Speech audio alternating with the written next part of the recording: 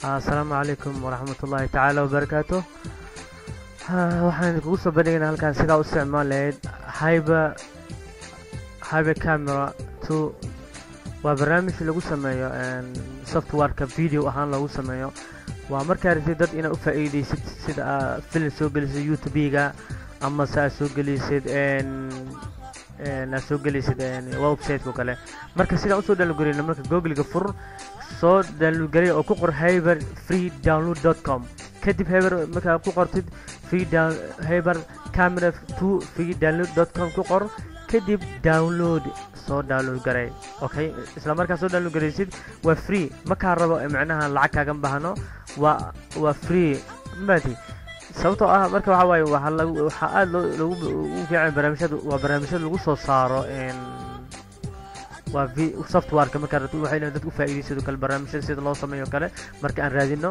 dabcan marka kan ugu koreeyo ku dhufo waa kan ugu koreeyo oo camera 2 free diyan ka tagay meesha. dabcan diga ku dar digan ka tagay dhima lahan waa kana marka lensiga kood ku dhufo. marka ku dhufo kadib waxa ku soo baxayo webkiisa ku soo baxay. kadib markuu ku soo baxo download marka download gareyso isla markiiba waxaad helaysaa oo ku soo baxayaba webki waa ka free waaye kaagama baahno waqti. isla markii kili ku sii download soo dejiyo. marka ku tusaa inuu soo degay kala waa ku dhufanaba fiiri. marka ku dhufto kadib aniga computerka hore igu jiray dabcan mar raba inaan ku soo mar labaad maantii waa tusaa waa ka save adheesa laakiin aniga disco mu baahniyaan dhahay maantii لأنه هو كمبيوتر مرة يقول جرام. مركا سلا استعمال لهم كنت مركا هاي برتان كعنا ما هذا مجدد وأنيقا ريكورين هانا باستعماله. إسلا مركا هذا البرنامج كان بحنايو إسلا هايبر كاميرا ذي كم بحينه وعشرهان إسلا هايبر كاميرا لوحد دوبوا. مركا هوت كيك وحوال F2 وحلا استعماله يدوب في اللي كان جوجي في اللي كان يبلاو start recording stop recording.